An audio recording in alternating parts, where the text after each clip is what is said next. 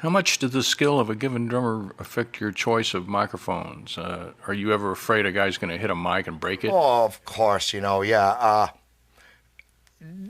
Not very much, except for that story that I told about when I first recorded drums and I used 87s on every drum. Uh-huh. And I would never do that again. In the studio. In the studio, and the owner went nuts. Oh, he hits one of those drums. Mike's, you're buying it. And, he didn't hit it. But I tend to go with these mics on all the drum kits. And if a drummer hits a 421, he's not going to do anything. But you could pound nails in with those. Now, I've had a drummer knock the top off of 57. And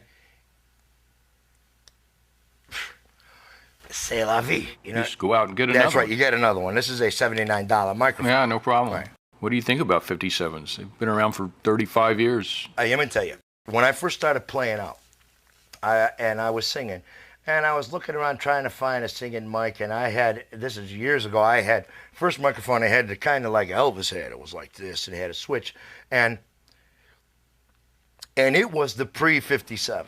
Mm-hmm. And then they came out, then there was the 57, and I bought those for my band. I insisted on 57s any place I was singing.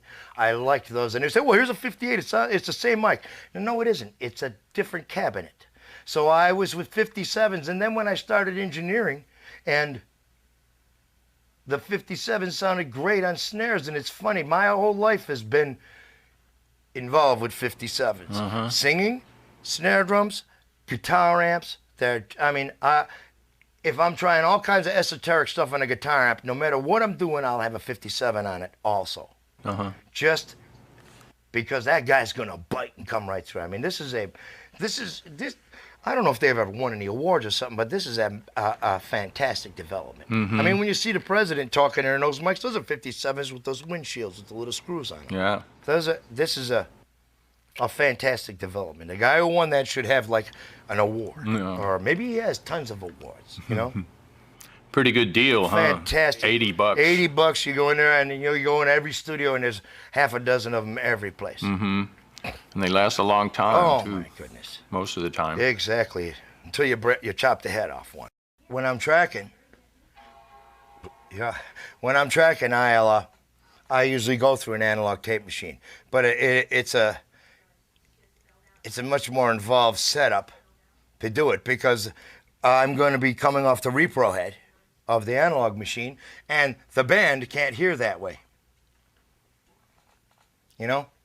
So I have to feed the band the inputs, and then me monitor different in here. So it has to be in a special situation where I'm not getting any leakage and they're not getting any leakage. So Mm-hmm. But it just works great. When did you make your transition to digital audio? When there was, in the beginning in 1984, Sony came out with a thing called the F1, where you had a digital analog converter, and that would convert it to a stream of digital that recorded on a Betamax machine. You couldn't use a VHS because the VHS wasn't even enough. VHS still was nowhere near compared to the quality of Beta. And so I got one of those immediately, and I started mixing to that in '84. And I would still mix the analogs like I still do now. And I started mixing the digital then. And then from that, I went to the DAT machines. And then Pro Tools is funny.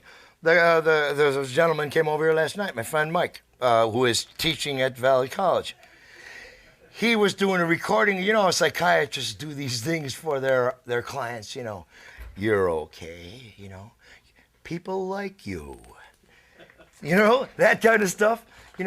All you have, don't look at those weird looks you're getting. Just because you have 3 eyes, But anyways, so he talked her into giving him the money up front. He said, it'll be a lot easier for you because I can use this new thing called Pro Tools. And this was in the time they had, I guess it was called the 441. That what Pro Tools had. And I had read about Pro Tools, so I said, gee, Mike, when you're not using it, could you mind if I come over and try to figure it out? And he said, no, for sure. And so I did that. But it still sounded terrible. I mean, I would try doing, you would do background vocals in one chorus, I'll call you later, David. You do background vocals in one course, and then you would, fly them in. Well, I would put the stuff in Pro Tools and fly it back over, and I didn't think it sounded as good as like an AMS sampler, but you could really manipulate it. And it just kept getting incrementally and incrementally better. When they came out with the 888-24, it was, to me, time for to use them. And luckily, I had been playing around and fooling around and doing all this stuff, so I got into using it right then.